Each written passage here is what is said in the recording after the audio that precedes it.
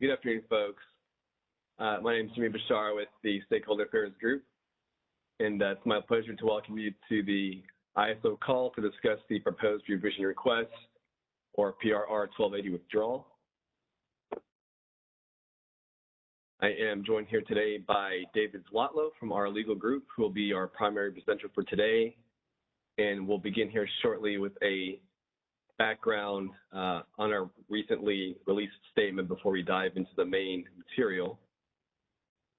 I'm also joined by Keone Almeida from our Stakeholder Affairs Group, Delphine Ho from our Regulatory Affairs Group, Anthony Ivankovich from our Legal Group, Abdul Muhammad Ali from our Operations Engineering Group. And thanks again, everyone, for joining and for your time today. As mentioned, after the further background on our recent statement provided by David here shortly, we'll lay out the implications of the withdrawal as well as any related RA processes moving forward. And today is an opportunity to ask questions, and so we'll be providing time for that as well. In addition, this call is recorded for stakeholder convenience, allowing anyone who is unable to attend to listen to the recordings after the meetings. The recordings will be available for a limited time after the meeting, and we please request that any related transcriptions or the recording not be reprinted without ISO's permission. And lastly, before I hand it here to David, if you have any questions, please enter the queue by pressing the raise hand virtual icon. If you dialed in separately, though, and are connected with audio only, you would push #2 to enter the queue. And with that, I will hand it over to David. Okay, great. Well, good afternoon. Thanks for that introduction there. So first, just very brief background, because hopefully everyone on the call kind of has been tracking this issue for a while. But we had proposed revision request 1280. It dealt with how the ISO processes and manages RA credits provided from a local regulatory authority in the RA showings process and in other parts of the ISO's administration of its part of the RA program. So that was a proposed revision request to the BPM.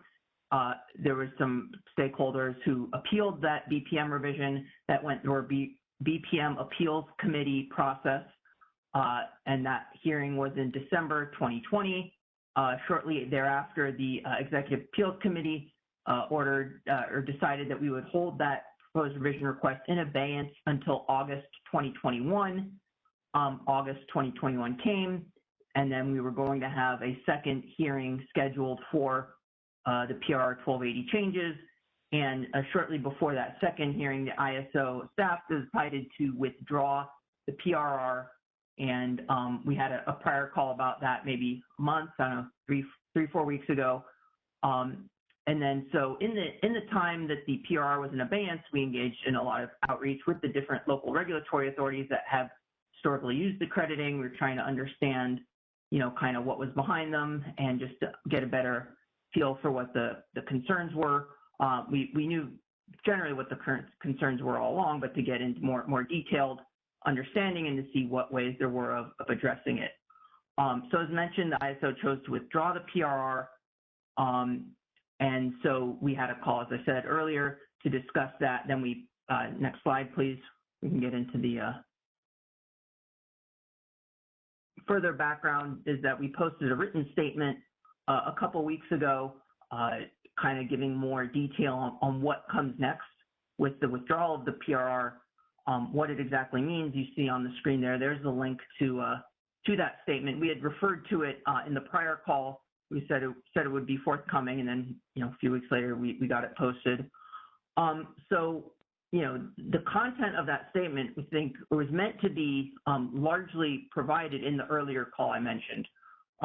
Certainly, to see why it would be more helpful to stakeholders to see it in writing, to really let it sort of sink in rather than just kind of hearing a verbal presentation of it. So.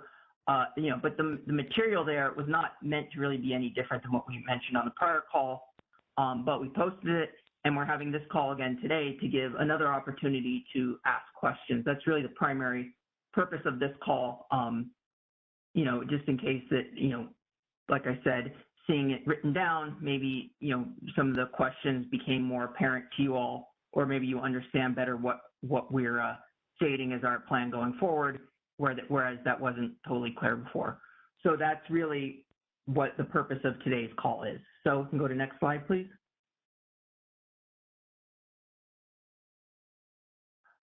Okay, so really the heart of what we're going to talk about here is the major implications for what we meant when we were saying we're withdrawing the PRR, what's going to happen going forward. And first of all, say really what we're trying to do is kind of just say that we're going to keep doing what we had been doing for up to now in 2021. So for all of 2021, the PRR was in abeyance. And, in January of 2021, we had a stakeholder call kind of describing what it meant to be holding the PRR in abeyance, what would we be doing in that interim period. And so largely what we're just looking to do is say, okay, if we just withdraw the PRR completely, in large part, we're just meaning to continue on what we have been doing during the course of 2021. So this sort of has implications for three aspects of the RA process. The first one being the deficiency notices sent to LSEs and LRAs. Second aspect is how do we decide when we are going to issue capacity procurement mechanism designations to address any RA showing deficiencies. And then third issue is if there is a CPM designation, how are we going to allocate out the cost of that designation? So on the first topic of deficiency notices, consistent with what we've been saying all along, that the LRA provided credits, are not, do not meet the tariff definition of RA capacity. The tariff provisions about sending deficiency notices really do relate to what is shown on a supply plan. So in terms of generating the deficiency notices to the LSEs and LRAs that come through the CERA application, those will be generated looking only at capacity that's shown on a supply plan. And so because of that, we will only consider LRA, RA credits that relate to parceling out the capacity of a resource on a supply plan. So that's something we mentioned before, and that's really what we're planning to stick with. Second aspect, the decision whether or not we will issue a CPM mechanism designation. That is a discretionary decision on the ISO's part under our tariff. Just because there is a RA deficiency, that's not something that obligates us to issue CPM designations. And because that is discretionary, the ISO will consider all LRA, RA credits in exercising that discretion. That doesn't mean that if there's a deficiency of, say, 100 megawatts and there's 200 megawatts of credits that weren't considered as, quote, RA capacity because they weren't shown on a supply plan. If the credits exceed the deficiency, that's not an automatic guarantee of no CPM, but we will evaluate what's behind those credits. There might be some discussion with the LRA that'll happen, in short succession. If we're looking at the deficiency, we think we might need the CPM, and in some cases we might, already be aware of what's behind those credits, and that will be sort of an evaluation we'll make as these issues come up. So again, important point, we will consider those credits. It's not a guarantee that the credits in excess of the RA deficiency will automatically prevent CPM designations, but the more that the credits exceed the deficiency, obviously the higher likelihood we'd be able to look at that and say, yeah, there's enough there to make us confident that we don't need to worry about the deficiency to the extent that we'd issue a CPM. So that's the second topic. The third topic, allocating the CPM costs. In prorating the CPM costs, the ISO will go back and only consider the RA credits that relate to something on a supply plan. So consistent with the first bullet, we have to track the tariff concept of RA capacity, which is whatever is shown on a supply plan. So if we do pull the trigger on issuing a CPM designation, then if it's a designation issued to address a RA deficiency, those costs will be prorated to those LSCs that were deficient based on capacity on a supply plan.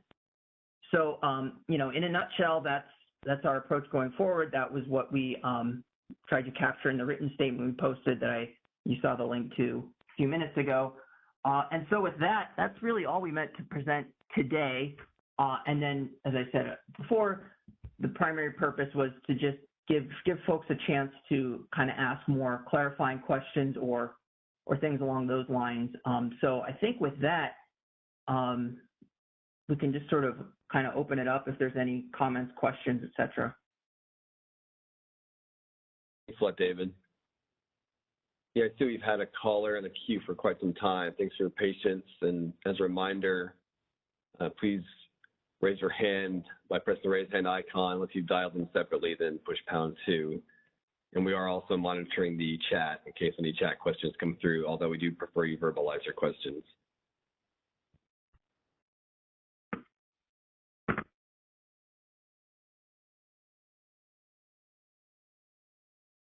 So, operator, please go ahead and feel free to unmute the caller in the queue.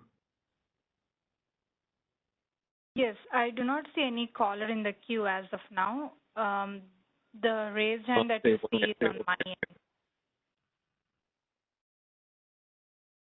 Yes, the raised hand that you see in the queue is on my end. So I don't see any callers in the queue as of now. Okay, maybe give them a second or two because I did receive one inquiry in the chat. Someone wanted to ask a question, but I guess maybe now they're addressed.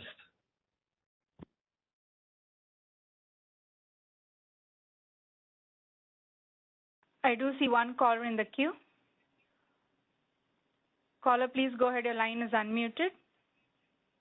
Hi, thank you. This is Maria Belenki from OnConnect. I have a question on the first bullet. When you say for deficiency notices, ISO will consider LRA credits for resources on a supply plan. I'm curious what you mean by on a supply plan. So for example, third-party DR resources are on supply plans. However, a portion of their value is credited, as you know. The now lower PRM and the transmission loss factor distribution is supposed to be included in the QC. So the resource itself is on the supply plan, but a portion is credited. Will those credits be considered when deficiency notices are issued or not? Yeah, the concept there was really to cover CAM. That was what was motivating a lot of this, and that's really what we're meaning to reference. That if the CAM, at least in principle, it's one resource that's shown on the supply plan of an IOU, and then PUC will then apportion that resource out to the other LSCs within that area.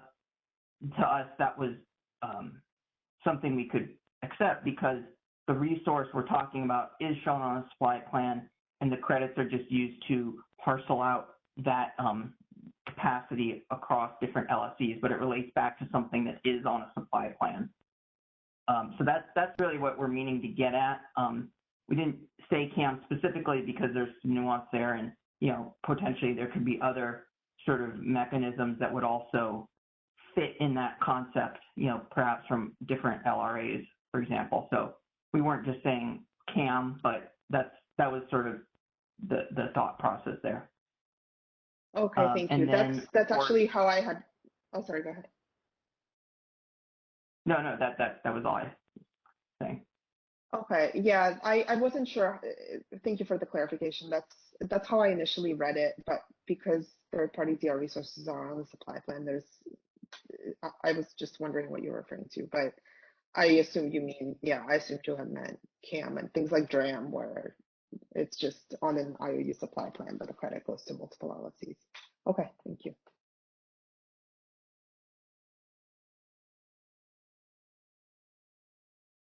Not see any further callers in the queue. As a reminder, if you're using the WebEx audio, you may enter the question queue by using the WebEx raise hand icon located just above the chat panel.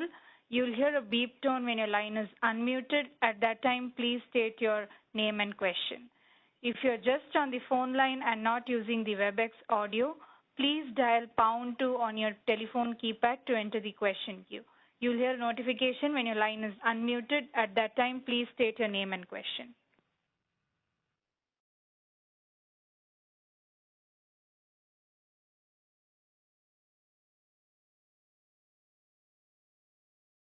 Thanks a lot for the question. Okay, well, Go ahead. yeah, no, Jimmy, go ahead. I was going to wrap up, so. But yeah, I was just going to say thanks for the question. And I mean, this is the time to ask anything, so maybe a second or two. And I was just going to say, courtesy reminder to state the name and company that you represent. Although it looks like we're not getting any further questions, it looks like. Yeah. So what I wanted to also say is, so, we, withdrew the PRR 1280. So, going forward, besides the sort of three kind of process issues I covered, more generally in terms of what motivated this in the first place, we do plan to continue to engage in discussions with the different LRAs and other affected stakeholders. So, we will continue to understand, try to understand better, why, LRAs still feel that the crediting process at all is something they feel is necessary. We had some good discussions with that over the course of 2021. We'll continue to pursue those. So if you're calling in from one of the LRAs, for example, we may still have more to talk about. It's just we'll do it sort of outside the context of the PRR appeal sort of hanging over the conversation. But, there is still plenty more to talk about. And that also, just as a caveat, at some later date, depending on how things develop over the next however, number of months and years, we may seek to do a further BPM change that would, re-implement what we proposed or implement something different but related. So, that's something we'll just kind of evaluate as we go on. As, of course, the RA program is highly dynamic. A lot of potential changes could be coming in a lot of dimensions of the RA program. So, it's sort of an open question as to what other, changes, in the overall process might happen, which would then, of course, impact, what BPM changes on the topic of crediting may be warranted down the line. So that's just a caveat to this, but we will implement it along the lines I discussed, continue to engage with LRAs to sort of try to work through some of the more basic issues that were behind this in the first place. And that's really it. So if there's, I guess, a final call for questions, and if, folks on the call think that, they have a good handle on what it is we're, intending to do, then great. So I guess we'll just have one final call for questions. Otherwise, we can, I guess, wrap it up. Reminder, if you're using I'm sorry, please go ahead. No, please go ahead. Sure. If you're using the WebEx audio, you may enter the question queue by using the WebEx raise hand icon located just above the chat panel. You'll hear a beep tone when your line is unmuted. At that time, please state your name and question. If you're just on the phone line and not using the WebEx audio, please dial #2 on your telephone keypad to enter the question queue. You'll hear a notification when your line is unmuted. At that time, please state your name and question. I do see a caller in the queue. Caller, please go ahead. Your line is unmuted. Hello, good afternoon. Can you hear me? Yes. Yes. Yes, this is Robert Delizo from WAPA. Hey, I remember from the initial call that you have categorized the LRAs into like 3 buckets.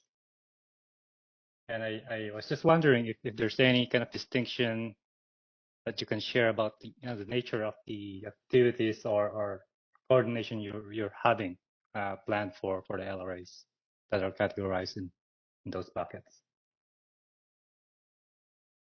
Sure. Hi, this is Delphine here. Can you all hear me? Yes. Great. I can answer that. So there are a fair number of local regulatory authorities who don't use crediting, so that's all well and good. So we can move them aside.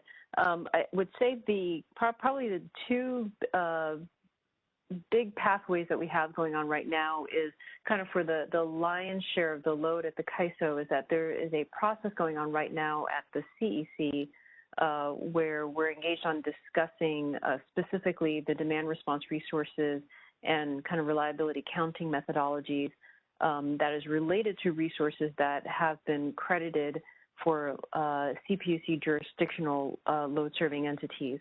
So that's sort of a large stakeholder process that's going on right now. So I'll just kind of put that in one category because it's sort of self-contained, and there's a process there where, through this year and probably early next, we're going to be working through the CEC process.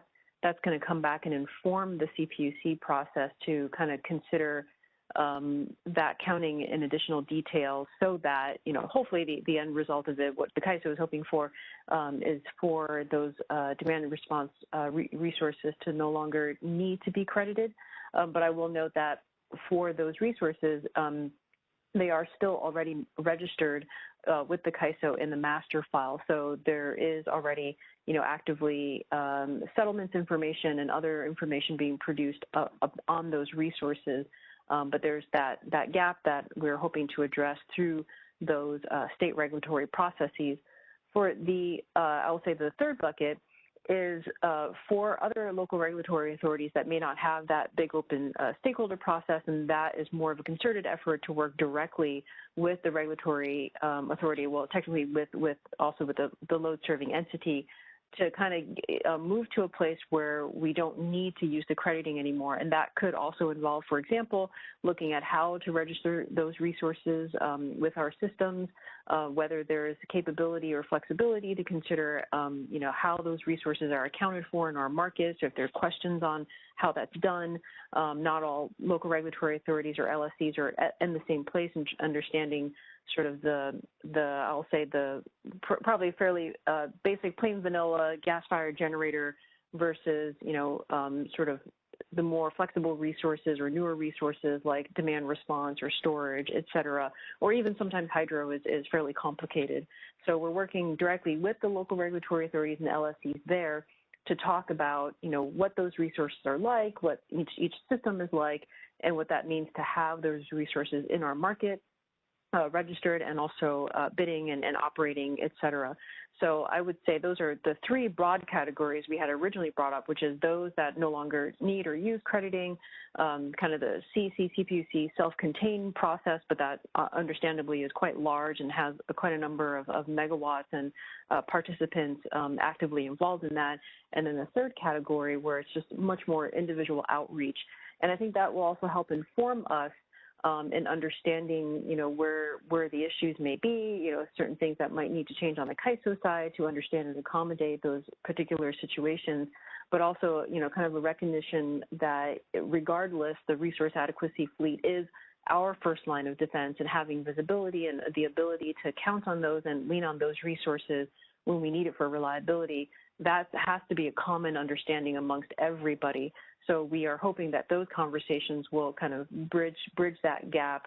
And, crediting, like David was saying, that could be a useful mechanism if you have one specific generator and many off-takers, and you're just trying to find a mechanism to kind of split how you're doing the accounting. But to have crediting where there's no visibility, I think that's where the CAISO is trying to work with folks to figure out how we can rectify that so that we're able to have that visibility. And I think that's also very important given the spate of significant event CPNs that we did this summer as well.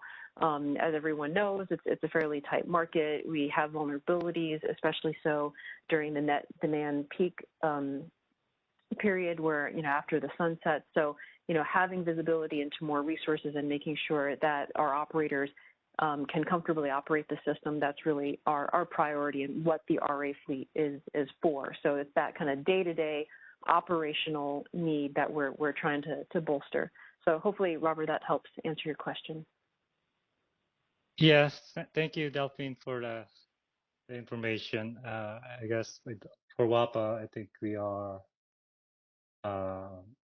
still going to continue to work with the ISO about this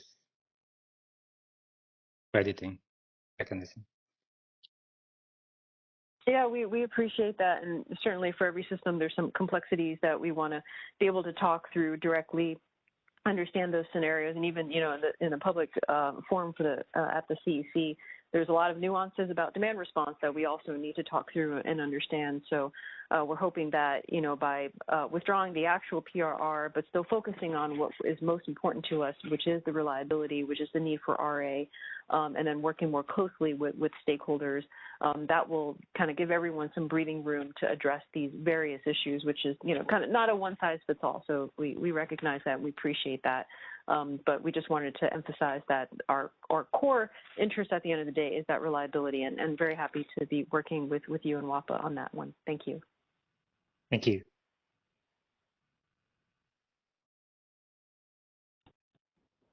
Thanks, Delphine. Thanks again, Robert. I and do not Maria. see. Oh, go ahead. I'm sorry, go ahead, please. No, please go ahead if there's other folks in the queue. I do not see any other callers in the queue as of now. Okay, great. Thank you so much. I just wanted to note again, Maria was from OhmConnect, so thanks again, Maria, for the earlier question. And as we're waiting for more questions, just want to say thanks again to David and Delphine and to everybody. A lot of complexities and nuances involved, and hopefully we've conveyed the common interest of reliability throughout all of this, so we very much look forward to working with you moving forward. And we'd just like to highlight as well, we received a lot of interest on our Energy Matters blog lately, which, as most know, our daily briefing and market notices. This also provides some operations and other industry-related news as well.